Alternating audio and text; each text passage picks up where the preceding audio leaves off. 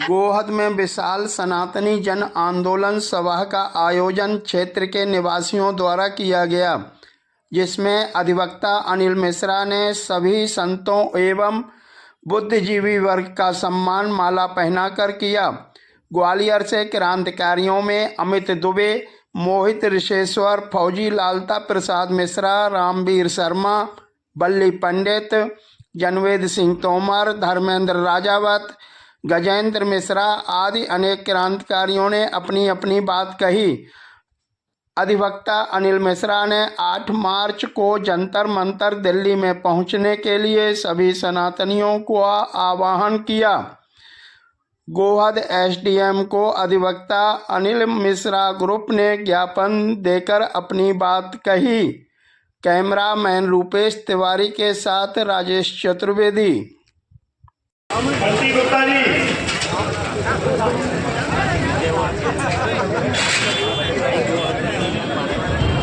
यह ठान लिया है कि अगर आप ऐसे ही लड़ाने की मानसिकता से अगर आप समाज में ये चीजें लाते रहे तो आने वाले चुनाव के परिणाम हम सभी एक साथ बदल देंगे और आपकी सरकार को घुटनों पर लाके रख देंगे।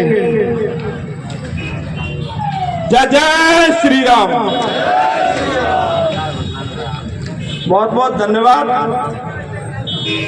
यहाँ पर एक दामोदर मंडल नाम का गधा काफी समय से चर्चाओं में है, सुर्खियों में है। वह कभी भी किसी भी समाज को, किसी भी राजनेता को, किसी भी महापुरुष को, किसी भी संत समाज को कानून सरकार के द्वारा लाया गया, जिसका विरोध संपूर्ण भारतवर्ष में हम लोगों ने किया और हम आपको वचन देते हैं, दृढ़ संकल्प लेते हैं कि इस यूजीसी काले कानून को हम भारत देश में टिकने नहीं देंगे। जब तक सरकार इस यूजीसी कानून को वापस नहीं ले लेती है, तब तक इस देश में आंदोलन इसी गति से अनवरत रूप से चलते रहेंगे। साथियों, सरकार 2027 मध्य प्रदेश में, 2027 यूपी में, 28 एमपी में और 29 केंद्र में बहुत बड़े परिवर्तन का आगाज हम लोग करने जा रहे हैं। और यदि सरकार इस प्रकार से हमारे हितों पर कुठाराघात करती रही तो हम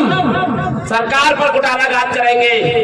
लोकतंत्र में वोट की ताकत तो कम ना आगे, हमें संगठित होकर के एक साथ अपने इस मतदान का प्रयोग करना है। जय जय परशुराम, जय जय भवानी। साथियों, आज इस मंच से मैं आदरणीय हमारे प्रधानमंत्री मोदी जी इस कानून को वापस करें, नहीं तो ये सबल समाज आपको उसका जवाब दे देगा। आने वाले समय में जो आप 400 पार कहते हैं, आप 200 पार भी नहीं पहुंच पाएंगे, याद रखें। और इस मंच से मैं फौजी लालता प्रसाद मिश्रा मोदी जी से या तो इस कानून को वापस ले, वरना अपनी प्रधानमंत्री से कुर्सी छोड़े। प्रधानमंत्री मुर्दाबाद। साथियों, जिस समाज के लिए कुछ अधर्मी जो गलत बोलते हैं, उनको मैं कहना चाहता हूँ, तिलक तराजू और तलवार नहीं सहेगा। तिलक तराजू और तलवार नहीं सहेगा। और जिसके तहत आज स्थिति ये है कि हमारे यहाँ व्यवस्थापक कार्यकर्ताओं ने एक पानी के टैंकर की मांग की, उनके अधिकारियों ने एक टैंकर पहुंचाना उचित नहीं समझा। आप समझ लीजिए कि हमारे बीच में कितनी बड़ी खाई बन चुकी है। लेकिन मैं उनको समझाना चाहता हूं, जो भाई साहब और भाई साहब पीछे करके वो ऐसे लोगों का मान सम्मान बढ़ाते हैं, उन्हें ताकत देते हैं और जिसके बाद वो जो है हमारे सिर पे आकर के जो है हमारा अपमान करते हैं। बंधुओं को मौका मिला है, आज जो है पूरे देश में सामान्य वर्ग यूजीसी का विरोध कर रहा है और उसके तहत हमारा जिला सभी कर रहे हैं। यहाँ से बड़े बड़े हमारे जोशीले कार्यकर्ताओं ने बात कही और उनकी बात को मानते हुए जो 8 मार्च को जंतर मंतर पर जो कार्यक्रम है उसमें आप सब लोगों की अच्छी संख्या में सहभागिता होना चाहिए। बंधुओं, मेरी तो अब जो है उम्र इस लायक नहीं रही है, नहीं तो मैं कोई कार्यक्रम नहीं छोड़ता, लेकिन फिर भी जितनी बनेगी मदद इस आपके आंदोलन में आप अगर चाहेंगे तो सीना से सीना जोड़ करके हम आपकी मदद करेंगे। क्रोध भरा है, ये मत जगाओ, जग गया तो लहू पड़ेगा।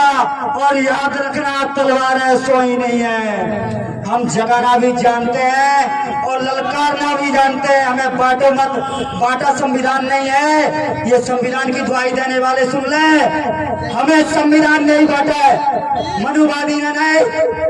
भगवान के किसी भी रामायण गीता में किसी जाति को नीचा नहीं कहा गया। ब्राह्मण समाज का नेतृत्व है, पूछ लेना किसी भी ब्राह्मण से, कोई नीचे बताया गया? नहीं, नीचे तो संविधान नहीं बनाया। SC ST OBC समाज, हम क्षत्रिय ब्राह्मण और शूद्र, वैसे ये 4 वर्णों के पर आधारित होकर चलते हैं। फिर नीच ऊंच कहां से हो गया? किसने बना दिया? अपनी अपनी बात इस तरह से करना, आपस में लड़ाना, जिससे देश कमजोर हो और देश विरोधी ताकतें जन्म ले। इन ताकतों को जन्मने से रोकना है, अन्यथा गृह युद्ध की तरफ देश बढ़ रहा है। ये मेरा आप सभी को संकेत है और ऐसा लहूलुहान होगा वक्त रहते अगर ये संभल जाए। और हम सभी को आवश्यकता है अपने अपने घरों में बंदूकों के लाइसेंसों की तो अनुमति कम मिलेगी, लाठी डंडा फरसे तलवार सजा कर रखें और इसकी शिक्षा दें हर माता बहन बेटी बेटा सबको, और एक बच्चा तैयार कर ले देश के लिए लड़ने के लिए। जय मां भवानी, जय श्री राम। सवर्णों ने तो हमेशा देना सीखा है, लेकिन अब नहीं देंगे। बहुत दे चुके और गाली भी खा चुके।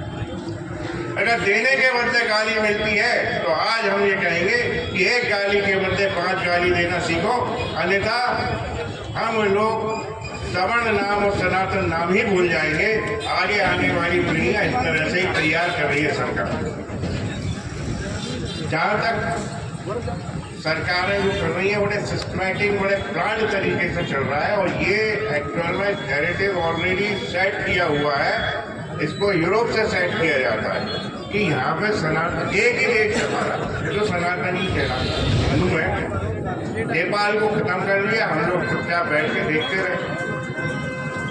अब केवल ये हिंदुस्तान, ये भारत बचा है जहाँ हिंदू है और हिंदू सनातन धर्म है। इसके अलावा पूरे विश्व में कोई ऐसी देश नहीं है जहाँ पे सनातन और हिंदू देवी देवताओं के मान्यता। इस सनातन को बचाने के लिए सिर्फ सवर्ण ही जिम्मेदार है, संत समाज जिम्मेदार है, शंकराचार्य जिम्मेदार है, लेकिन आज सवर्ण समाज को उसके लिए उठना पड़ेगा। सिर्फ सोशल मीडिया से या भाषणबाजी से काम नहीं चलेगा, आपको निकल के आना पड़ेगा, तभी आपका सनातन सुरक्षित है और बच सकता है। क्योंकि राजनीतिक दल जो है वो सवर्ण को भेंट चढ़ा के, सनातन को भेंट चढ़ा के सिर्फ अपनी वोट की राजनीति पर, उन्हें वोट चाहिए किसी भी कीमत पर मिले, चाहे वो सवर्ण का खून बहाए चाहे गला काटे। आज स्थिति वही लाके खड़ी। किसने मांग की थी कि किसको चाहिए यूजीसी? मैं तो कहता हूँ रिजर्व कैटेगरी ने भी मांगा, लेकिन यूजीसी लाया क्यों? उनने एक गणित देखा, और वो आजकल आप भी सुन रहे हैं कि 15% और 85% करो, उसमें ओबीसी शामिल किया। लेकिन ओबीसी से ये पूछा जाए कि भाई हे सनातनी, हम आप ओबीसी संप्रदाय से पूछते हैं कि भाई आपको अगर यूजीसी में छूट दे दी गई, लेकिन SC ST एट्रोसिटीज एक्ट को ओपन रखा आपके खिलाफ, आप ही सबसे ज्यादा पीड़ित समाज है। SC ST एक्ट से 82% केस आपके खिलाफ दर्ज होते हैं, लेकिन सरकार की चाल 85 और 15 करोड़। लेकिन सरकार ये भ्रम क्यों पैदा कर रही है? 15% हमें बताती है सवर्ण भारत में, लेकिन ये तथ्य ही गलत है और ये भ्रम फैलाया जा रहा है आप लोगों के पास।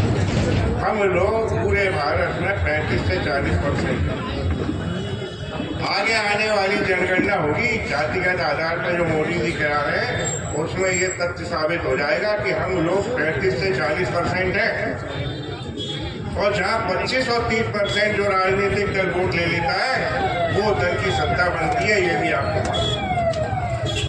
तो हर सत्ता का पतन और हर सत्ता को बैठाना सवर्णों के हाथ में है। सवर्णों ने ही आज तक बिठाया है और आगे भी भविष्य में सवर्ण ही बिठाएगा।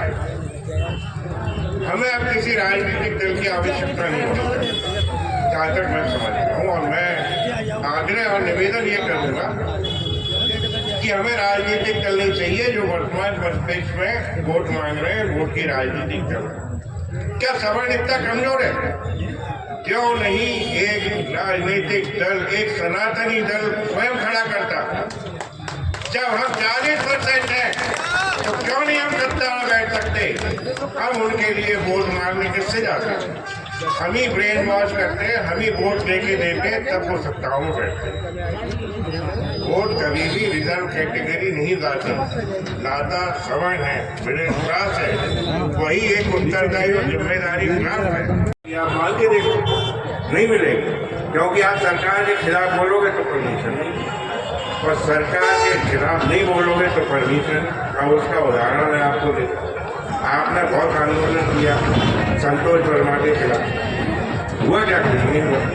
हमने परमिशन मांगी सवर्ण समाज में, चलो साहब हमें यहाँ कर लें, तो नहीं मिली। उधर वो दूसरी तरफ एक परमिशन होती है, वो संतोष शर्मा स्टेज पे खड़े होकर पुण्य भाषा देने लगे सवर्णों। ये तो स्थिति है सरकार। हमारे हाथ में सिर्फ एक अधिकार होता है, और वो अधिकार अब आप उसको इनकेश कर सकते हैं। और ये भी निश्चित है, ये आखिरी है, अगली बार बारी नहीं मिलेगी, किसी भी कीमत पर नहीं मिलेगी। आज देखिए सवर्ण के यूपी की राजनीति आप देख रहे हैं, कुछ ऐसा लगा सरकार को, तो राजनीतिक दलों को जो मायावती बहन जी वो बोलने लगी कि ब्राह्मण के बिना सरकार चलनी। वो भी बोलने लगी कि आरक्षण आर्थिक आधार पर जो भाषा हम बोलते हैं वही भाषा वो बोलते, लेकिन ना हम हाथी पे बैठेंगे न साइकिल पर चलेंगे। अब तो वो सुदर्शन चक्र चलेगा, वो सुदर्शन चक्र चलेगा, पूरे देश में चलेगा। हमें नहीं आवश्यकता है तुम्हारी साइकिल और हाथी की, हम सफिशिएंट है, पर्याप्त है। हम ही सरकार बनाएंगे, सरकार में बैठेंगे हमारे नुमाइंदे, और ऐसे सारे कानूनों को रद्द कर देंगे जो प्रतिभाएं देश में है, जो प्रदेश में पलायन करेंगे वो कतई पलायन नहीं होगा। हमारे देश की प्रतिभाएं हमारे देश में रहेंगी। साथ ही देश को 78 साल से आप लगातार कह रहे हैं विकासशील है। अरे विकासशील तक कहते रहो, कोई लिमिट तो होगी। और विकासशील क्यों है? आपको मालूम होना चाहिए 80% से ज़्यादा बच्चे हमारी प्रतिभाएं विदेशों में चले जाते हैं, क्योंकि वो काम ही नहीं कर रहे। बड़े बड़े साइंटिस्ट हैं, नासा में काम कर रहे हैं हमारे भारत के बच्चे, लेकिन हमारे यहाँ उनके लिए अरे अगर आपके पास इतनी क्षमताएं, रिजर्व कैटेगरी से कौन से आपने साइंटिस्ट निकाले बताए हमारे यहाँ का है? कौन से परमाणु बम में कौन सी मिसाइलें बना बता दें, कौन सी फौज में पार्टिसिपेट कर रहे हैं? बड़े बड़े जो डॉक्टर हैं वो सिर्फ हमारे वर्ष से निकल के आए। वैसे तो सवर्ण का अर्थ चारों बिरादरी होता है, चारों हमारे बजाय, लेकिन सरकारों ने नई परिभाषा दे दी है, वो सवर्ण हमें, जो जनरल कैटेगरी को सरकार ने सवर्ण कहा। तो हम भी आज मान्यता देके चलते हैं जो जनरल कैटेगरी है, जो रिजर्व नहीं है, जिसे कोई लाभ नहीं है, जिसके लिए कोई आयोग नहीं है, कोई प्रोडक्शन नहीं है, कोई बजट में प्रावधान नहीं है, वो सवर्ण अब स्वयं सारी व्यवस्थाएं अपने लिए स्थापित करेगा। हम बहुत सक्षम हैं। आज तक आवाज नहीं उठी थी, अब आवाज उठी है। साथ में अगर हमें रोड पे आना पड़ा तो रोड पे भी आएंगे, अगर ताकत भी दिखानी पड़ी तो हम ताकत भी दिखाएंगे। और आपको निश्चित ये बिल्कुल संकल्प है हमारा कि इस भारत में अब ये आंदोलन नहीं रुकेगा जब तक हम सारी सत्ताओं को परिवर्तित नहीं कर देंगे, चाहे वो प्रदेश की हो चाहे केंद्र की। अगला चुनाव आप फिल्म देखेंगे, क्योंकि मैं देख रहा हूँ लगातार भारत में, आप भी देख रहे हैं, लोग सारे राजनीतिक दलों का त्याग कर एक तरफ आ रहे हैं। लोग अपनी सरकारी पोस्टों से भी बिल्कुल, सरकारी पदों से भी इस्तीफे लेके आ रहे हैं। अलंकार अग्निहोत्री आए, ऐसे बहुत सारे आ रहे हैं। सवाल ये, समाज कहाँ जा रहा है? समर समाज का इसकी है।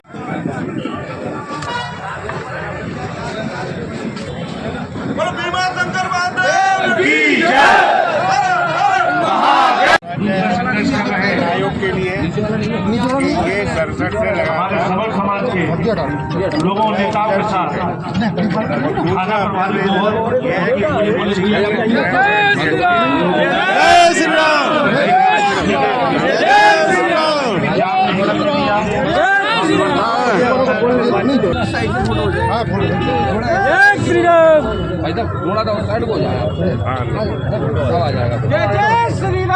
जय श्री राम।